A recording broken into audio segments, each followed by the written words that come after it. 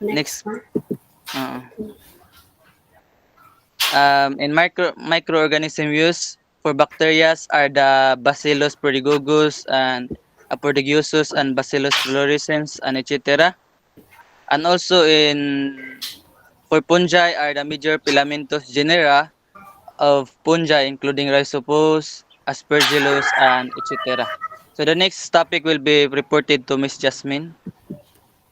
Okay, so good morning again. This is the general process or scheme for lipase production. So here, lipases of fungal origin are widely used due to their high stability. So these lipases are screened directly by using a plate assay technique with various preferred and specific substrates, as well as indirectly growing the strains in liquid medium and analyzing the activity of the filtrates. So the most common methods for producing lipase are solid state fermentation or submerged fermentation processes, both of which have a wide range of operational conditions that are influenced by these factors, the physical factors and the chemical factors, and play a key role in achieving optimal lipase production.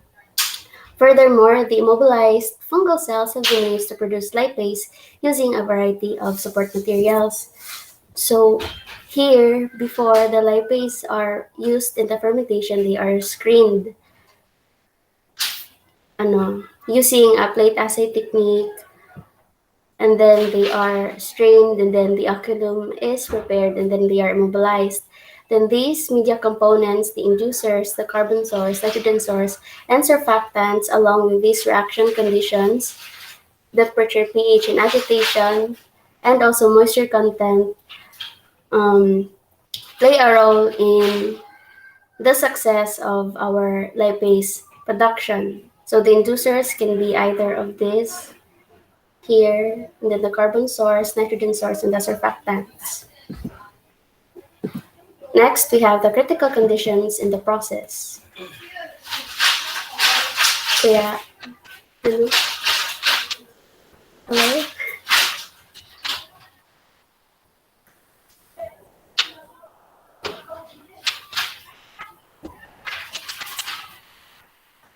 Nako ba? Kaya, Ricky, Okay, study carbon substrate sources. Studies reveal that inductive carbon sources are important, and the addition of substrates has resulted a significant increased rate, and also the development of mixture design is expected to increase the efficiency in lipase production activities. The nitrogen source. Accordingly, nitrogen sources is required, specifically the organic nitrogen sources, in particular for beneficial effects because the nature of nitrogen sources and its concentration are considered for greater lipase activity enhancement. Let's go to agitation. Agitation is a significant variable that enhances fungal lipase growth and production, possibly by increasing oxygen transfer rate and increasing dispersal of oil micelles, and for greater contact surface with fungal cells that induce lipase secretion. And also, it was discovered by Thing and Su last 2008 that agitation will affect the morphology of lipase production mycelia, and they also observed that the formation of clumps is at 200 rpm agitation rate and essential for lipase synthesization. The surfactants. Accordingly, surfactants can increase cell permeability, allowing the export of multiple molecules and protein secretion increases. It even promotes contact between the enzymes and the substrate to the production medium so to improve lipase secretion. So as a result, the choosing of compatible surfactants and strains is critical for achieving high lipase activity since its enhancing effect may also varies. Okay, the moisture. In solid state fermentation, optimal moisture content, gas volume reduction, proper aeration, oxygen limitation, diffusion, and hydraulic activity has a significant and critical impact on fungal growth and lipase production. Since the increase of moisture content is the decrease in lipase production activities, and in the moisture content life imbalance, filamentous growth and lipase production were both slowed. In temperature, The temperature range is 28 degrees Celsius to 32 degrees Celsius has been discovered to be ideal for the production of fungal lipase. Since at the higher temperature, the enzymes will deprive its natural quality. So to ensure high efficiency and yield, the optimal temperature for fungal lipase production should always be followed. And the last topic will be reported to Miss Jasmine. Okay, so our first journal article is the production and optimization of lipase using Aspergillus niger MTCC872 by solid state fermentation.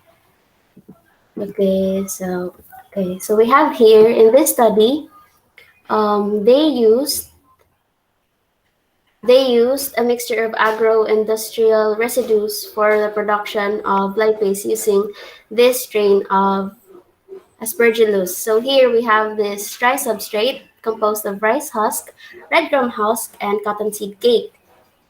Um, and here they are so 5 grams of this dry substrate is taken and placed into a 250 ml Erlenmeyer flask and supplemented with a 0.05 molars potassium phosphate buffer to maintain an initial moisture content and pH. They were sterilized and were cooled. After that, um, in order to get a fully representative sample, this flask level were scaled up to 100 grams dry substrate. And so this dry substrate agro-industrial residues were transferred to a 1 liter Erlenmeyer flask, which provided a sufficient surface area for the growth of microorganisms on the solid substrates, as it is a larger container compared to this 250 ml. After cooling the subs, so they are subjected to they were sterilized for 101 degrees or 15 minutes, and after they are cooled at room temperature, the inoculum was added and incubated for 96 hours. And then further scale up was done in a tray bioreactor. So using a steel tray or tray bioreactor. So here, sorry,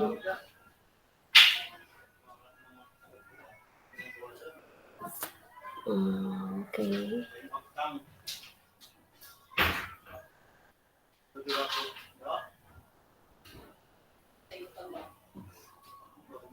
Okay, so Motosija. So from here, 5 grams, and then 100 grams, and then here, 1 kilograms or 1,000 grams of dry substrate is subjected to solid state fermentation. Then they are extracted and undergoes filtration. Then the crude enzyme is produced and then analyzed. So for the results, so in the present work, so the chosen fungal strain was evaluated for lipase production using a mixture of agro-industrial substrates composed of rice husk, cottonseed cake, and red gum husk in rice completion flask level. So, in this study,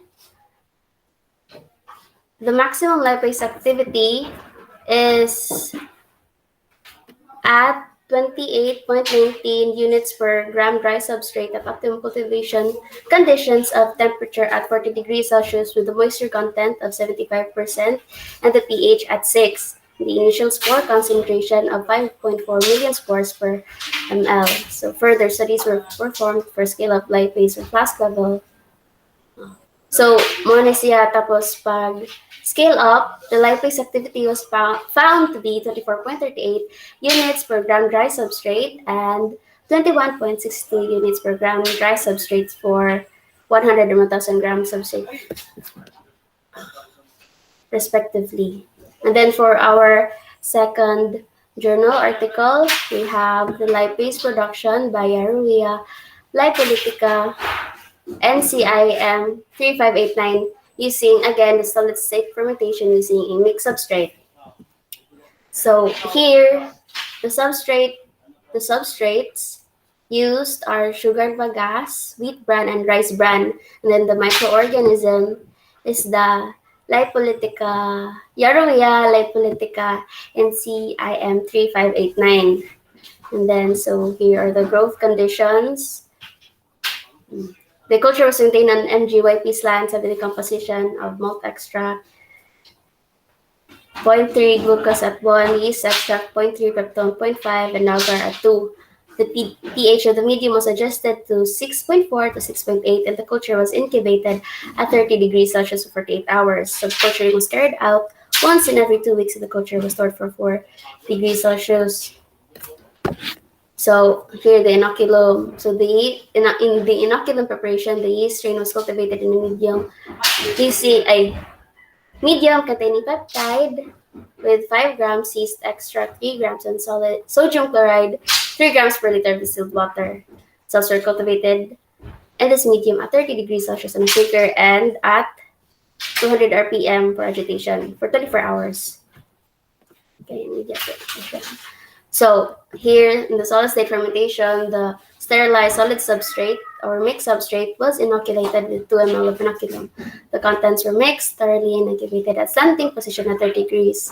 So the enzyme is extracted.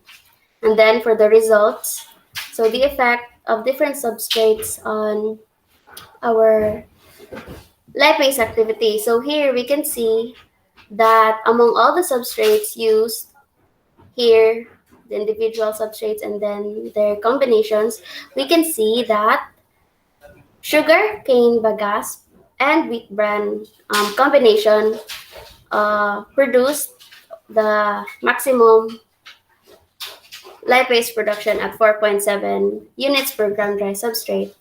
And then for the effect of the incubation time on lipase, we can see here at day 7 out of like for the total of 9 days incubation time, we can see at day 7, the maximum lipase activity is at 6.8 during the 7th day. The following days, it decreased because the nutrient materials are consumed. And then, for the effect of moisture content and lipase activity, we can see here that the maximum lipase activity is 6.4 at 80% moisture content. And then, for our carbon sources, we have so among all these with 8.4, the carbon source that has a great effect on the activity of the lipase is the glucose. Then for the nitrogen sources, we can see here that urea yielded maximum lipase activity. So that is all. So in conclusion to all the journal articles that we have cited, solid state fermentation was used in lipase production. Thank you. So for the questions. Okay, thank you so much, Ricky and Jasmine, for your presentation. So, wala pa man sila ni Rashad and ni Liza. So, I chatted in the, chat box that Snyder and Krista should prepare questions. You have questions? Snyder? Yes. Good morning. My question is, want to say, what will happen if during the critical condition, if low temperature, na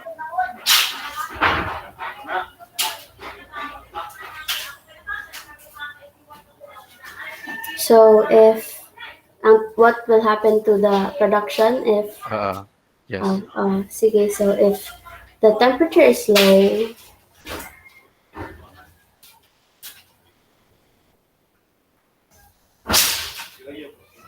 so if kanang, how do I say this?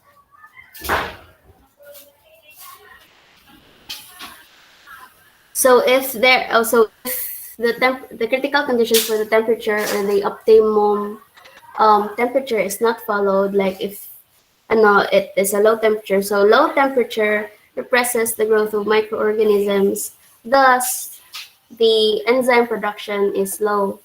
So if moras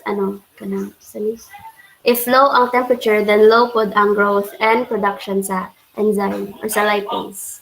Yeah. Okay, thank you. Thank you.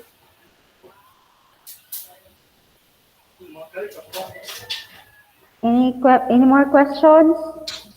Aside from Schneider and Crystal said,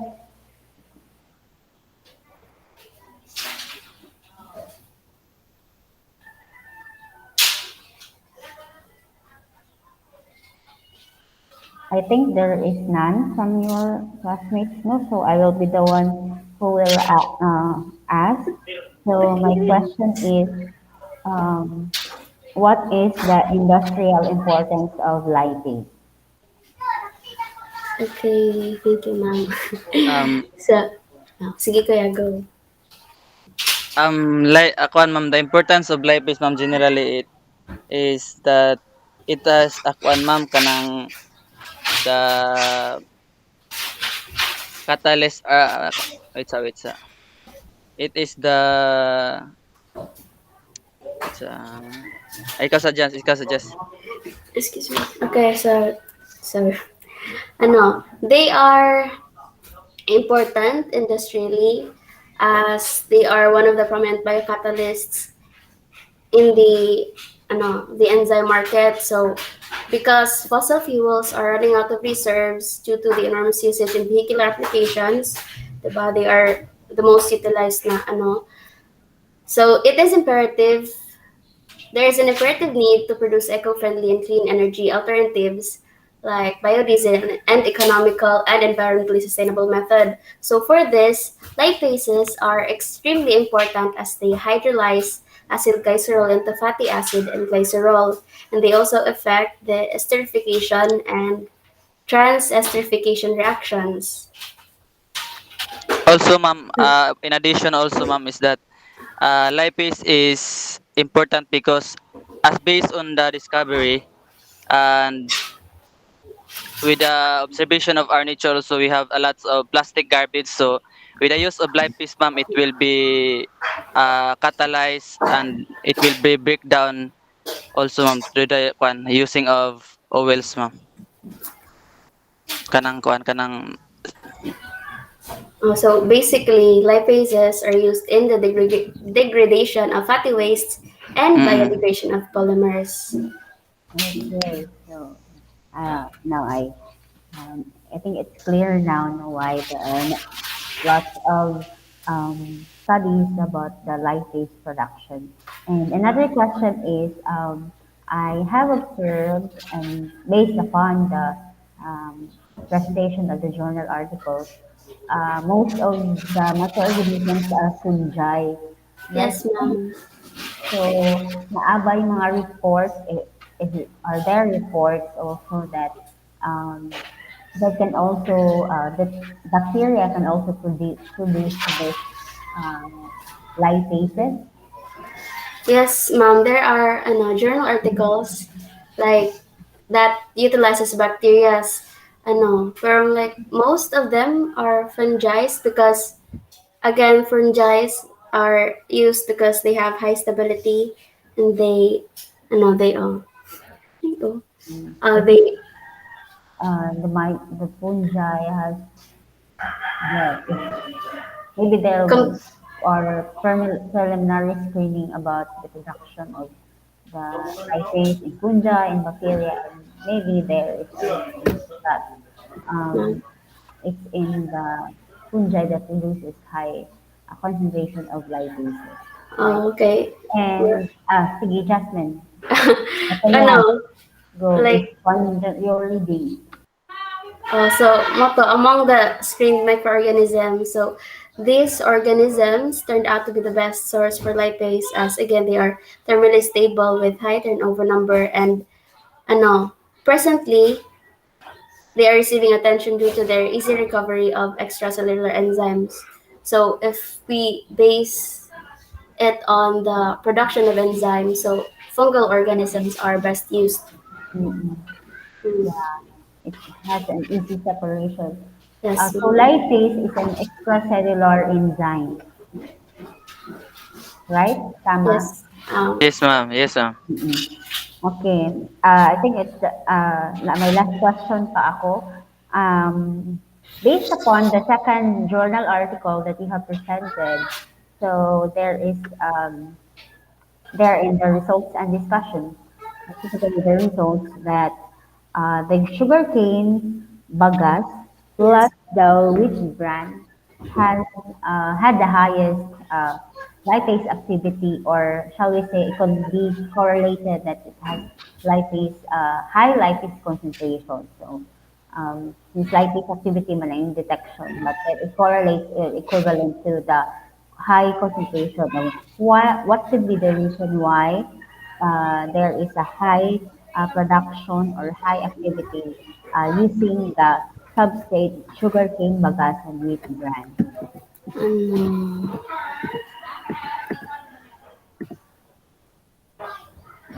siguro Based upon because siguro my reasons sa report, uh, go, okay.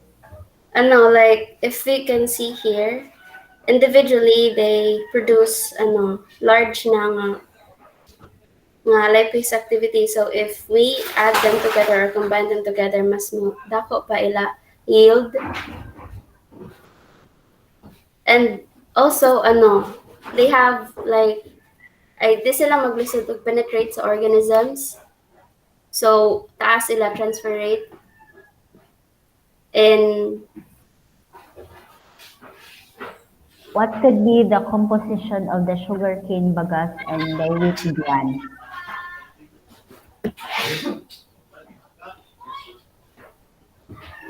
I think that in their composition of the sugarcane, because it has high concentration of nitrogen, one of the sources mm, for the sugarcane bagas, because it was mentioned sa inyong critical condition that the nitrogen source is one of the critical factors for the higher production of the lipase. So opo. since sugarcane bagas and wheat bran are not, these are not in the, it is low, I think it's low concentration of the, these are, has, components of fibers, okay? So maybe Mm-mm. nitrogen are, has high nitrogen concentration. Yeah. So, but based upon your journal article, sa results and discussion, unsa man ang reason?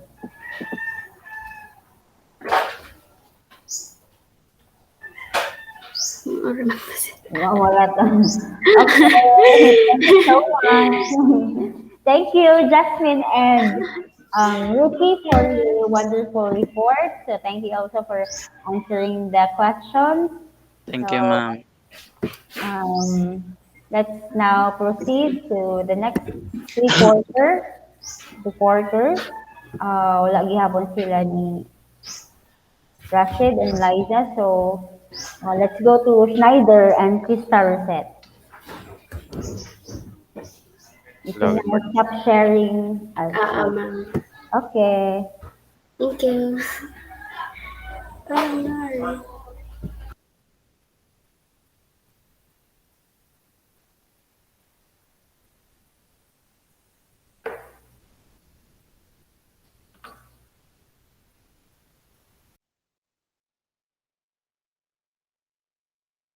Good morning, ma'am. Good morning, classmates. Good Makita na, ma'am. morning. Yes, pero wala pa naka full screen.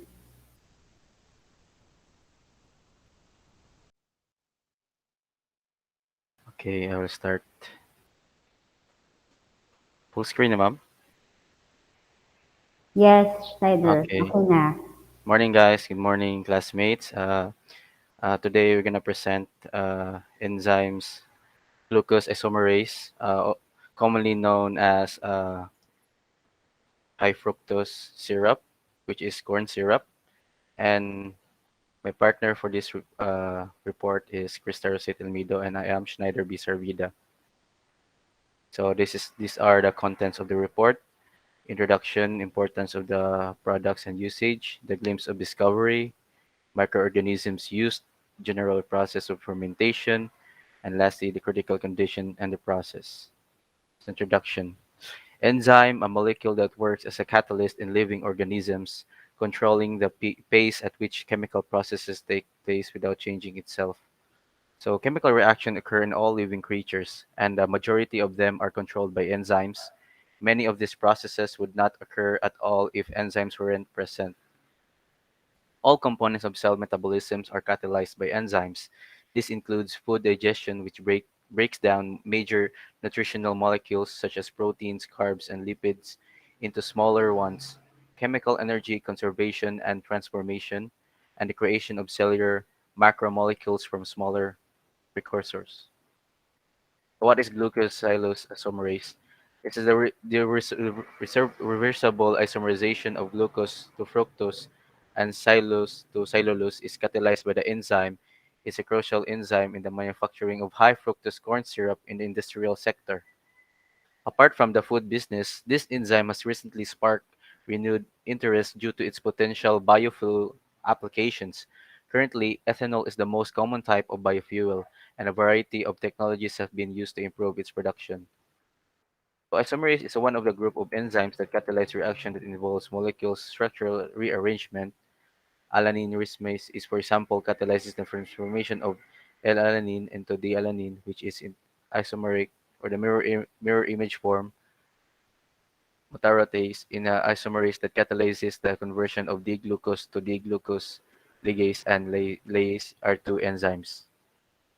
So the discovery of glucose isomerase is Mitsuhashi and Lampin discovered D-xylose isomerase in the bacteria Lactobacillus pentosus in 1953. Its artificial synthesis using modified E. coli has also been successful. And Coy and Marshall discovered D-xylose isomerase activity to glucose conversion of D-fructose in 1957. So the use of cellulose isomerase to convert glucose to fructose was initially patented in the 1960s, but the procedure was not commercially viable because the enzymes were suspended in solution and recycling the enzyme was difficult. Takanashi was the first to produce an immobile cellulose isomerase that was immobilized in a solid surface. These breakthroughs were critical in the development of production procedures used to make high fructose corn syrup. For the production of high fructose corn syrup, glucose isomerase is an example of a highly successful application of enzyme biotechnology to an industrial process that lacks a commercially viable path through conventional chemistry. At high pH and high temperature, chemical isomerization is of glucose to fructose produces unwanted side products, some of which are colored and have bad taste. At moderation, pH and temperature enzyme catalyzed isomerization produce no unwanted side products.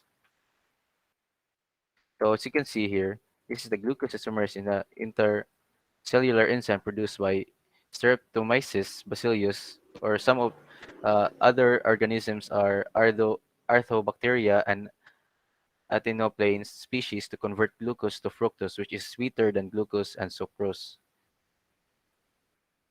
So these are the bacteria that can produce glucose isomerase.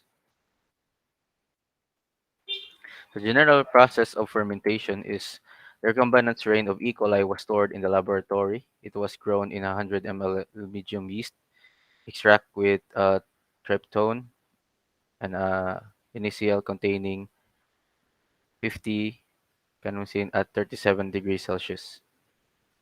The expression was induced by adding isopropyl and to a final concentration of when the optical density reach approximately zero point 0.6 to zero point 0.8, then incubated at a 28 point degrees Celsius for 10 hours. After centrifugation at 8,000 rpm for 10 minutes, the cells were harvested, washed twice with saline, and then preserved at negative 20 degrees for further experiments. So these are the analysis of enzyme activity. The standard activity analysis of free and immobilized cells were performed in a 10 ml reaction mixture containing phosphate buffer. Then it was immobilized cells. Then the reaction was carried out at 85 degrees for 1 hour. Samples were withdrawn and reaction was terminated in ice bath for 5 minutes. After centrifugation at 8,000 rpm for 10 minutes, the samples were diluted and analyzed. So Here, immobilization of GI. The embodiment of the immobilization method was shown as follows. The cell suspension in 100 phosphate buffer at pH 6.0 was added into the DE solution. An appropriate amount of PA dilution solution was added to allow cells to flocculate. Then, appropriate amount of GA dilution solution was added to immobilize the coated cells. The immobilized cells were obtained after mixed time interval, filtered, washed with phosphate buffer, and then dried overnight for further use. The optimum immobilization temperature and immobilization time were determined at temperature ranging from 0 to 60 degrees Celsius and time ranging from 30 to 180 minutes, respectively. So, the optimization of reaction condition by immobilized GI. The optimum pH for both free and immobilized cells was determined under standard condition in the following buffers with various pH values. The pH stability was assayed by pre-incubating the catalyst at 25 degrees Celsius in the aforementioned pH values for 24 hours, and then the residual activities were determined. The optimal temperature was determined by incubating the reaction mixture at different temperatures from 70 to 95 degrees Celsius. Next is the thermal stability was determined by pre-incubating the catalyst at 85 to 90 and 95 degrees Celsius for different lengths of time, respectively, and the residual activity was assayed. The effect of glucose concentration on the activity of free and immobilized cells was studied by varying glucose concentration from 10 to 40 degrees of 40%. For the reusability of immobilized GI, to investigate the reusability of immobilized GI, the activity was measured in a 10 ml phosphate buffer, pH 6.5, containing 0.03 dried immobilized cells, 1 gram glucose and magnesium, and with a final concentration of 10 mm and 1 mm respectively. The reaction was carried out for 1 hour at 85 degrees Celsius, 180 rpm. Then the mixture was quenched immediately and the immobilized GI was arrested by centrifugation, washed twice with distilled water, and used for the next cycle. So what is the critical condition in the process? To achieve the desirable high fructose level in the syrup, high temperature and lower pH are required according to the isomerization reaction of the equilibrium. However, the direct isomerization of glucose to fructose was mainly confined to produce high fructose corn syrup containing 42% fructose due to the relatively poor thermostability of commercial isomerase. It could catalyze glucose to fructose at 90 degrees Celsius, and the fructose yield reached to 55.4%. However, the thermostability of free enzyme cannot meet the requirement of a long time operation. To improve the enzyme properties and for scale-up production of high fructose corn syrup, 55% is needed. A proper emulsion technique was needed. So, immobilization of biocatalyst is significant importance to improve the catalytic properties of enzyme and reduce the production cost.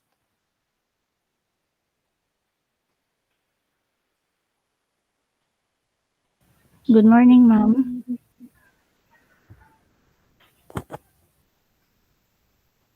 For the journal articles, for the first journal articles titled Optimization of Fermentation Medium for the Production of Glucose Isomerase Using Streptomyces species is BP1.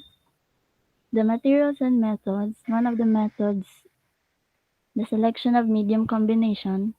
The selected isolate Streptomyces species was grown in 11 different media combinations to screen the best combination supporting maximum glucose isomerase production and biomass accumulation.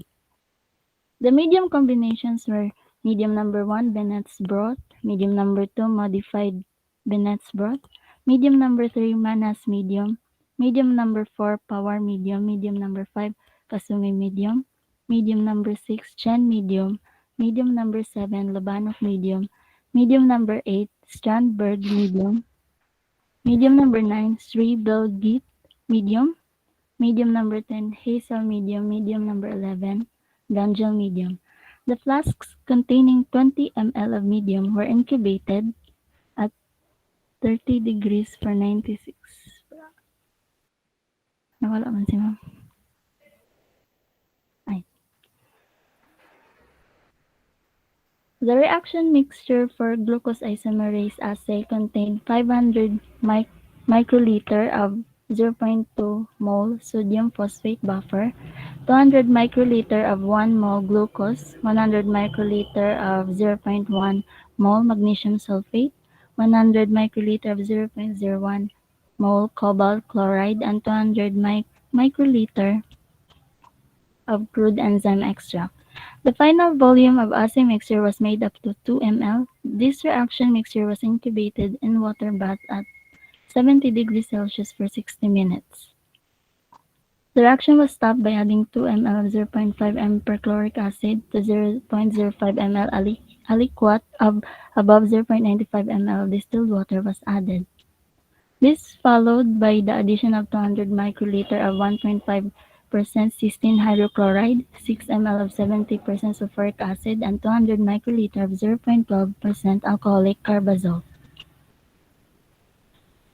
The growth response on different medium combinations was measured by estimating the dry weight. The biomass was separated from the nutrient medium by centrifugation and washed with distilled water. The biomass was transferred on a filter paper and kept for drying at 55 degrees Celsius. The dry weight was determined after 24 hours. For the result of the selection of medium combination, as we can see in the illustration, the medium used by Sri Belgit and Behar, which was medium 9, it was found to give maximum growth. The modified Bennett's broth, which was medium 2, gave maximum enzyme yield.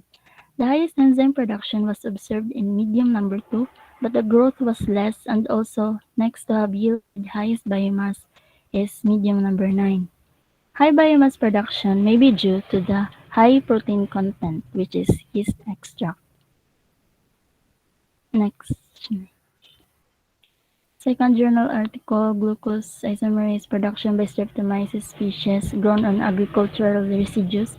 The materials and methods. Streptomyces species was used. It was maintained as a spore suspension at negative 20 degrees Celsius and prepared according to KSR. Growth conditions and enzyme preparation, protein content and enzyme assays, purification of glucose isomerase, influence of temperature, pH, metal ions and enzyme kinetics, estimation of molecular mass. Streptomyces species was found to efficiently produce glucose isomerase when grown on either xylem or agricultural residues. The strain produced a glucose isomerase activity of roughly 1.8 U per milligrams of protein when it was grown in medium containing 1% xylose as carbon source.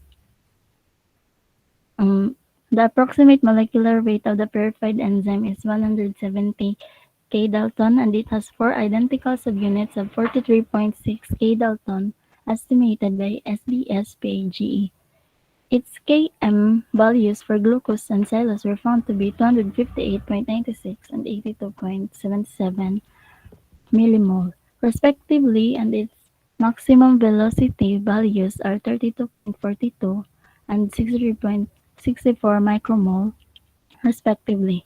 The purified enzyme is optimally active at 85 degrees Celsius and pH 7.0. It is stable at pH 5.5 to 8.5 and at temperatures up to 60 degrees Celsius after 30 minutes. These findings indicate that glucose isomerase from Streptomyces species CH7 has the potential for industrial applications, especially for high fructose syrup production and bioethanol fermentation from hemicellulosic hydrolysates by Saccharomyces cerevisiae.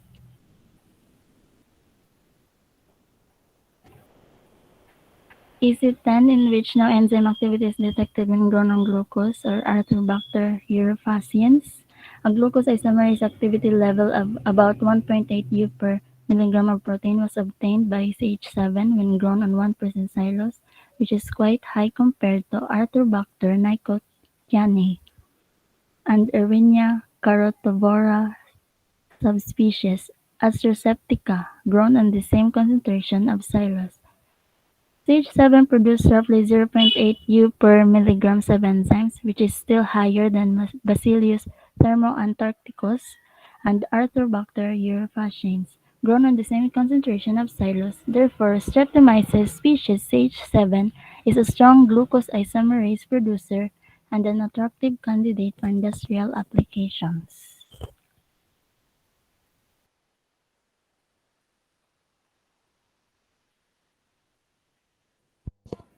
Thank Okay, you. thank you so much, uh, Schneider and Crystal set. So, Mizuki and Christian, do you have questions? Yes, ma'am. Um, my question is, what is the importance of immobilization of enzymes? The importance of immobilization of enzymes is that it allows for an increased resistance to variables such as temperature or pH. It also allows the enzymes to be stationary throughout the process, which makes it easier to be separated or reused. That's all.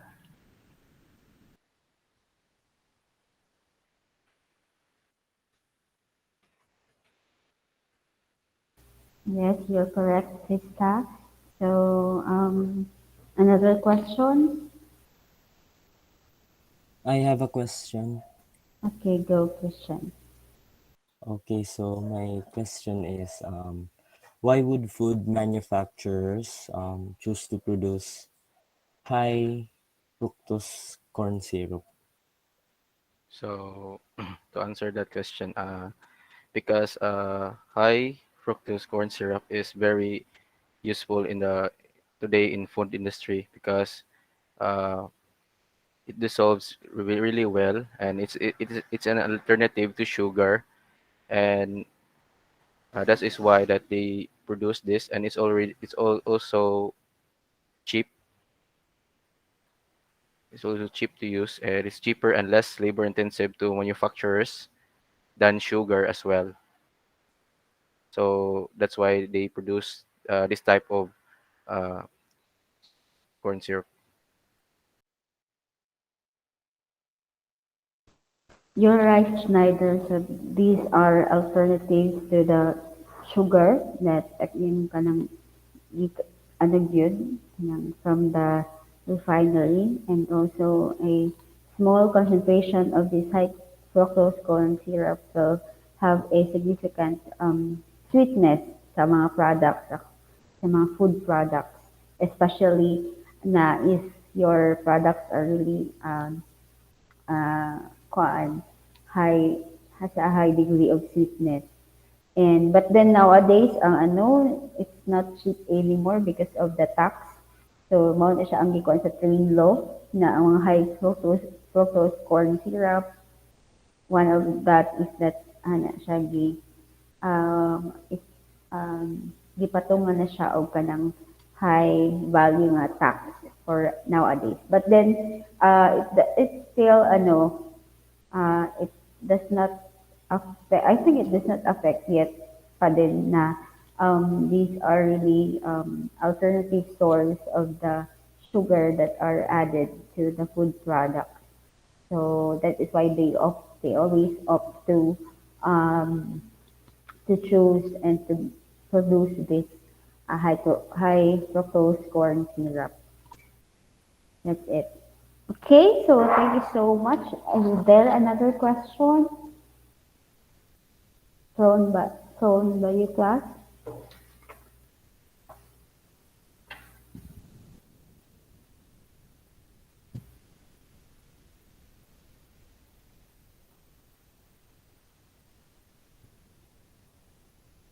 So I have a question. Siguro short lang. Is glucose isomerase an extracellular enzyme or intracellular enzyme?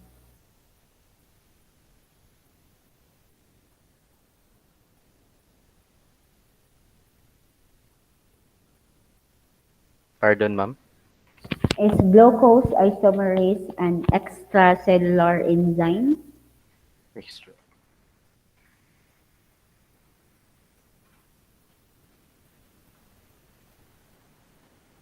or intra?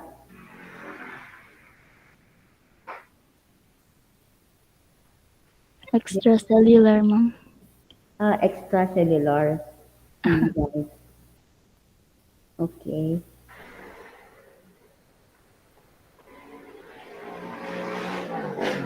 Any other questions?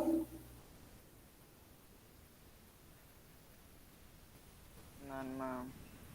Okay, so thank you so much, Schneider and Krista, for this reporting on Thank the you, topic ma'am. presented. Thank you, So ma'am. let's go now to the last reporters. Okay, so wala gihapon sila ni Rashid, no? Okay, so it's now your turn, Mizuki and Christian. You can now share your screen.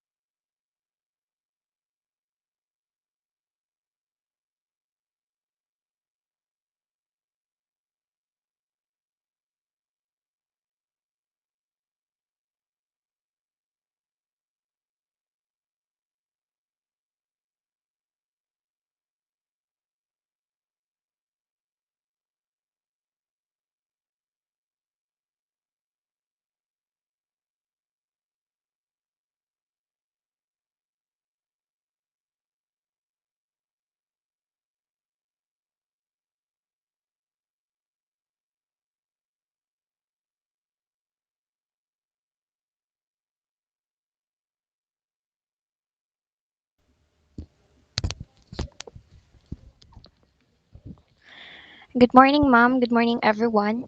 We are about to present we are to present about streptomycin fermentation. What is streptomycin? Streptomycin is a broad-spectrum aminoglycoside antibiotic typically used for treatment of active tuberculosis. When we say aminoglycoside, these are groups of antibiotics that are primarily used to fight against gram-negative bacteria. So, streptomycin is an antibiotic agent that is effective against wide range of infectious organisms, and it is used against bacterial infections such as tuberculosis. It is usually used in combination with agents that are known to be hepatotoxic such as isoniazid, pyrazinamide, and rifampin, which can cause which can cause liver injury if not used appropriately. So this is the chemical structure of streptomycin, and its chemical formula is C21H39N7O12. Streptomycin is a medically important antimicrobial drug. It is the first antibiotic discovered that was proven to be effective in treating pulmonary tuberculosis. It is widely used in the field of medicine for its antibacterial properties, such that it treats bacterial infections by fighting against the bacteria that cause such infections, like Mycobacterium tuberculosis, the bacteria that causes tuberculosis disease. Streptomycin is used to treat infectious diseases that are caused by gram-negative bacteria, especially those bacteria that are resistant to penicillin like Staphylococcus aureus.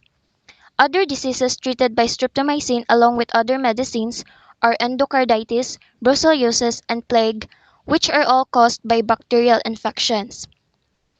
Because of the applications of streptomycin, it is considered or listed as an essential medicines by the World Health Organization or WHO. Next slide. So the glimpse of the discovery of streptomycin. Streptomycin was discovered by Salman A. Waxman, a soil scientist at the New Jersey Agricultural Experiment Station, Rutgers University in 1944. One of the one of Waxman's graduate student, Albert Schutz, was legally recognized as a co-discoverer of streptomycin. And in 1949, it was proven to be effective in treating TB. Streptomycin was soon discovered after the penicillin was introduced to medicine. Streptomycin is primarily produced with the help of a certain microorganism called Streptomyces gracius. Streptomyces gracius is a gram-positive bacteria. It is a strain of actinomycetes that is commonly found in soil. S. gracius is an active agent against gram-negative bacteria. It reproduces by sending up specialized aerial branches which form spores, and its reproductive phase are coordinated with the secretion of antibiotics. So, Streptomyces gracius is the main agent used in large production of streptomycin through a fermentation process. Next slide, please. So, the general process of fermentation of streptomycin fermentation.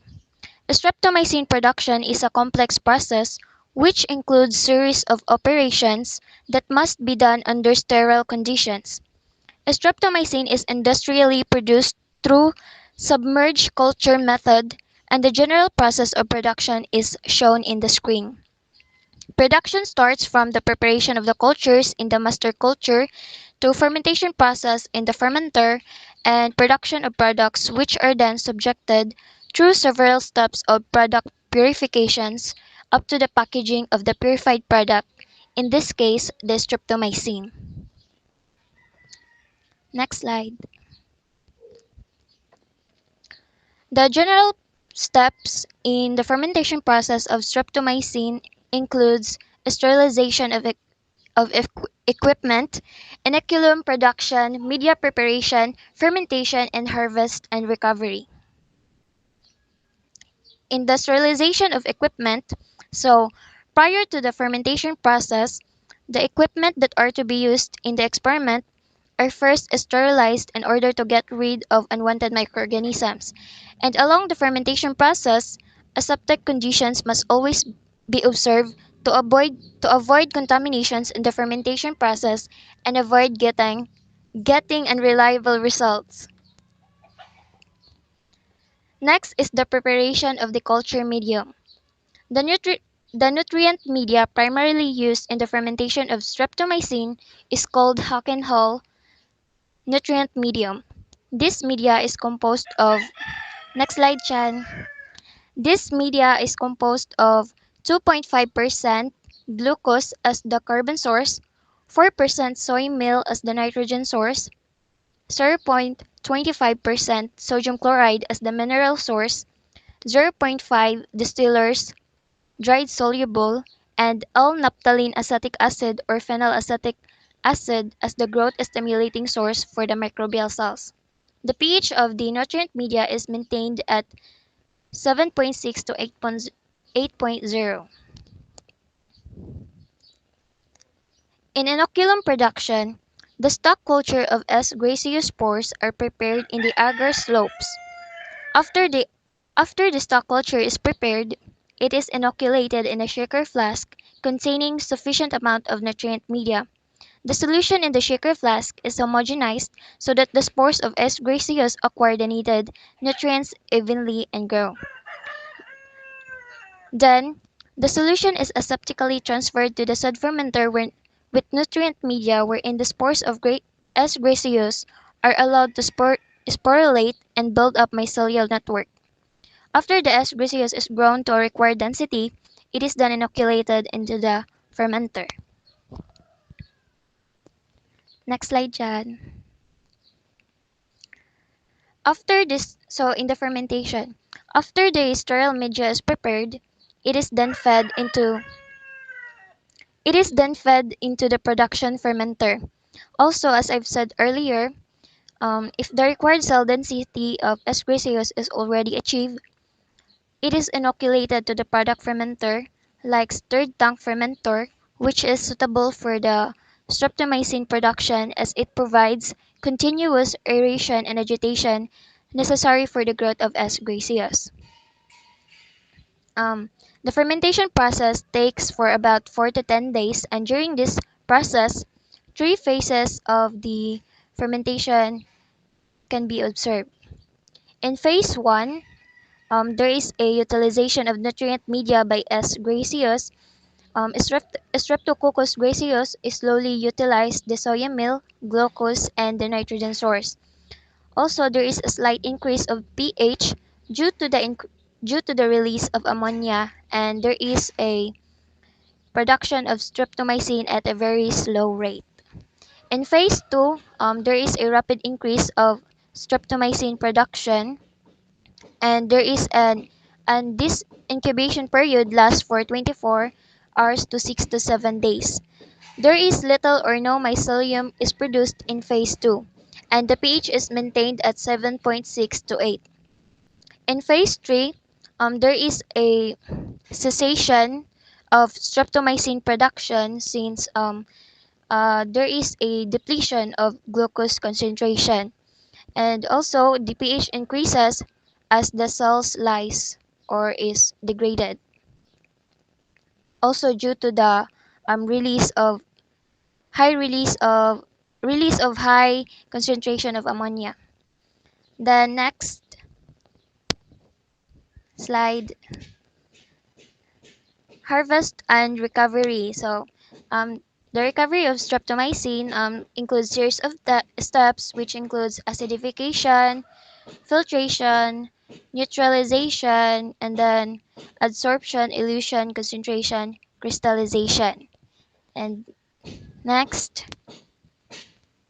and in the final processing of streptomycin, this there is the crystallized streptomycin is dissolved in a pyrogen-free water, and it is filtered by Sait's filter, and the filtrate is vacuum forming a dried cake, which is then crushed, and then the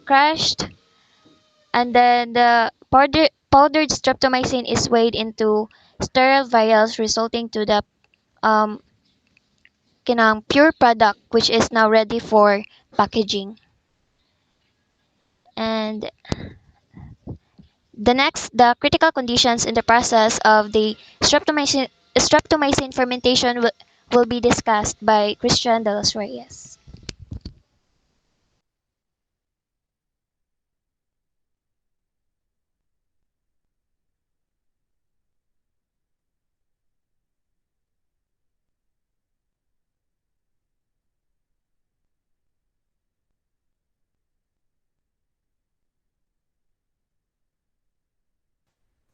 Hello, good morning. Madunggan ko, ma'am.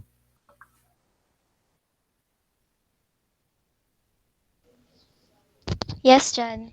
Uh, so the critical conditions in the process is first is a sterile media and equipment, a temperature between the range of 25 to 30 degrees Celsius, and a pH level between 7.6 to 8. So this temperature and pH level must be maintained inside the fermenter.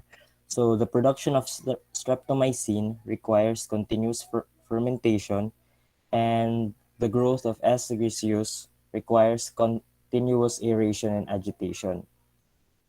So the fermentation, as Misugi explained a while ago, the fermentation process takes 4 to 10 days, and the fermentation process involves 3 consecutive phases. And a production medium must contain a carbon source and a nitrogen source, which is glucose, um, which is the best carbon source because it provides a basic carbon skeleton for the streptomycin production. Peptones, soya extracts, etc. may be used as nitrogen sources. Magnesium, calcium, potassium, boron, and molybdenum may be used as mineral source along with sulfates, phosphates, and chlorides. So in the journal articles, so the first journal article is streptomycin structure, biosynthesis, process, and use of streptomycin. So the method they used was um, The fermentation broth is acidified, filtered, and neutralized. It is then passed through a column containing a cation exchange resin to absorb the streptomycin from the broth. The column is then washed with water, and the antibiotic is eluted with hydrochloric acid, or cyclohexanol or phosphoric acid. It is then concentrated at about 60 degrees Celsius under vacuum. So the streptomycin is then dissolved in methanol and filtered, and acetone is added to the filtrate to precipitate the antibiotic. The precipitate is again washed with acetone and vacuum dried. It is purified further by dissolving in methanol. So the result is the streptomycin is extracted in pure form as calcium chloride complex. As a byproduct, vitamin B12 is produced, but this does not adversely affect the yield of streptomycin. So another one is the production of streptomycin. So this journal article focuses more on the industrial production of streptomycin. So the contents are sterilized and fed into the stirred tank fermenter. Then 4 to 5% of the bacterial inoculum is introduced to the medium. A temperature between the range of 25 to 30 degrees Celsius and a pH between 7.6 to 8 must be maintained inside the fermenter. The production of streptomycin requires continuous fermentation, and the growth of Escherichia's requires continuous aeration and agitation. So the recovery of streptomycin includes the following stages, which was discussed by Mizuki earlier: filtration, adsorption, elution, concentration, and crystallization. Crystalline streptomycin is then dissolved in the solution containing pyrogen-free water. The solution is passed through the special biological filter like Sate's filter to eliminate the microorganisms that can contaminate the streptomycin. The filtrate is dried under a vacuum to form a dried cake. The dried cake is then crushed into powdered form by employing high vacuum sublimation using sterile steel balls. So the results, the powdered streptomycin is then weighed into sterile vials, and finally the powdered streptomycin is packaged in rooms having 10% relative humidity. So that would be all. Thank you. Okay, thank you so much for the creative presentation, Mizuki and Christian. So let me. Okay, so do you have questions, class?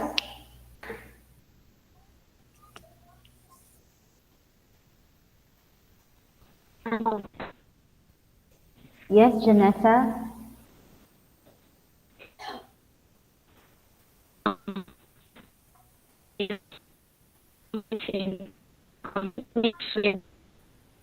I guess for Safi.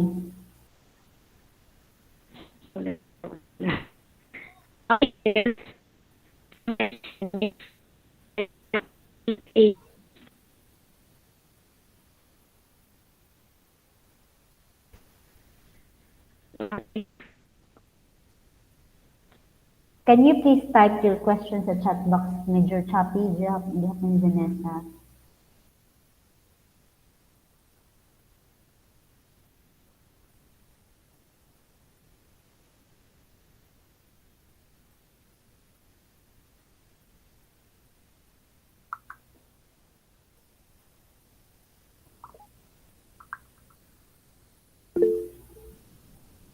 Okay, the question of Vanessa is, why is streptomycin mixed with hepatotoxic agents? So streptomycin itself is not hepatotoxic. So as explained earlier, it is mixed with hepatotoxic agents such as um, isoniazid, pyrazinamide, and rifampicin. However, this is only these chemicals, these medicines are strong antibacterial, have strong antibacterial properties. So streptomycin is used as a secondary treatment, and those three are used as a primary treatment. So what happens is These chemicals are only hepatotoxic when it is um, the dose is not monitored and the patient has underlying illnesses such as um, HIV infection, chronic hepatitis, or factors such as old age and malnutrition and alcoholism is present in the patient. So, um, streptomycin itself is not harmful, but the agents it is mixed with, I mean, they're still not harmful, but only when taken in large amounts.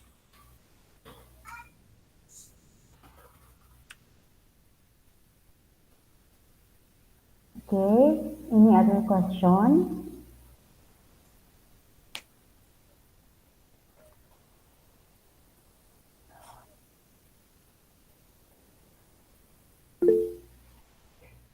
Okay, Janessa, we continue to ask questions. Just type the chat box.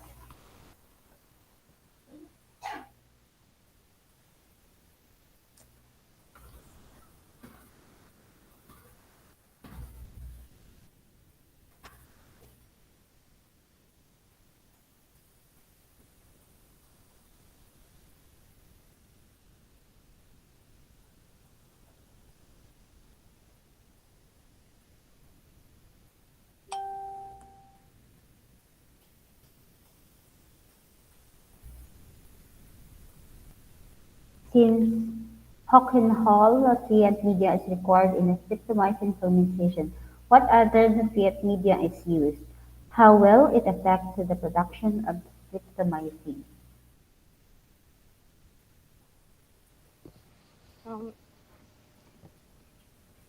Um, if other nutrient medium is used in the streptomycin fermentation, then contain it should at least contain ingredients that would serve as energy sources, carbon, nitrogen, minerals, and growth stimulating sources, which are all necessary for or important for the growth of Streptomyces gracias. In that case, it should not affect the production of streptomycin. However, if some ingredients are lacking, then the growth of Streptomyces gracias will be compromised and the production of streptomycin is not at maximum.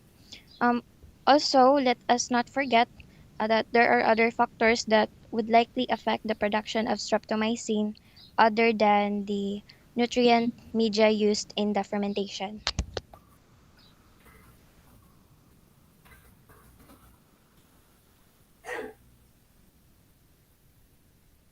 Okay, thank you so much. So, any other question?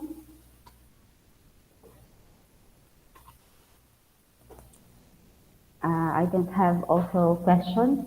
I think there is no questions anymore. So thank you so much, Mizuki and Christian, for that wonderful creative presentation. So I guess we're already finished. Um, I just have to contact Rashid and Liza for their reports. I can give them a chance to report on Wednesday. Okay, so I'll just contact them. And thank you so much for participating, for making questions, for the reporting. And I'm so happy and glad also that you have, for today's reporters, you have also created a presentation, creative presentation also. So I have tips for you, from you all for all your presentations so that you will improve in the next reporting and it is also useful for the your future endeavor, no? So as future biotechnologists, okay? So these are the tips class that I want you to improve. Okay, number one is be creative in your PowerPoint. So place pictures if necessary. Yeah, so in order to reduce um, the words that you are trying to imply, and if you want to highlight a concept or principle, so you can place a picture there and then you just have to explain. Okay, and don't be, second is don't be too wordy. Okay, so that is why you have to place pictures so that it will not overwhelm the readers or the listeners of your PowerPoint, of the viewers of your PowerPoint, no? And they will really be focused on your explanation of those words or those or pictures. Or if it is necessary to put the sentences or those words, you can highlight in red or yellow the important concept or the important principle of what you are trying to explain. Okay, and then you can also use the bulleted form, okay? So that it will, you won't place a whole paragraph. For example, you are presenting a journal article, so you are explaining the results, the discussion. You don't have to put the one paragraph there in the of the journal article, but you just have to put the highlight of the result there in the presentation, okay? So in a bulleted form, or shall we say there is a high concentration to do in this, um, um, in terms of incubation period, ganun, ganun. So uh, just present it in a bulleted form. Okay. And then fourth one is you do not read all the time. You have to understand the report and explain it into your own words so that ma-digest po na mo sa listeners and viewers what are you trying to explain.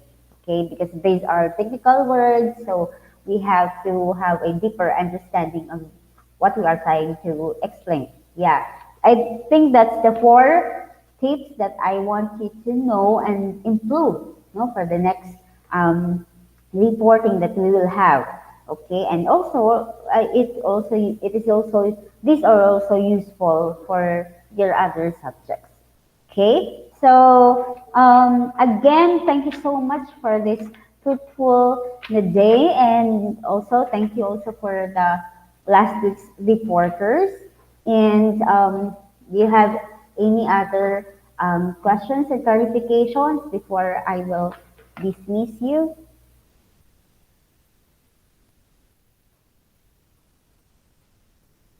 Do you have questions or None clarifications? so far ko, ma'am. And so far, ma'am.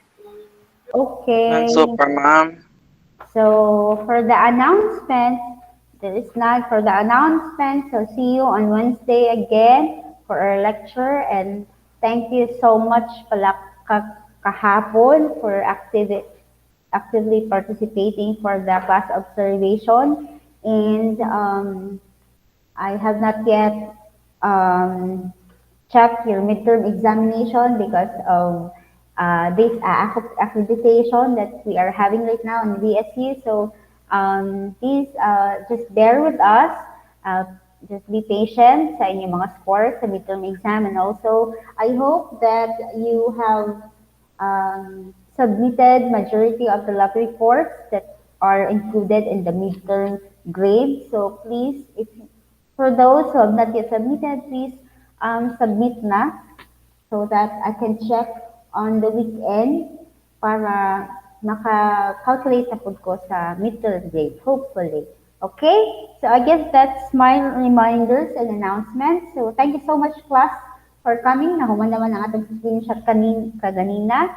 So I think that's all. Thank you very much and God bless. Bye. Thank you, ma'am. Bye-bye. Thank Thank you, you, ma'am. ma'am. Bye-bye. Bye.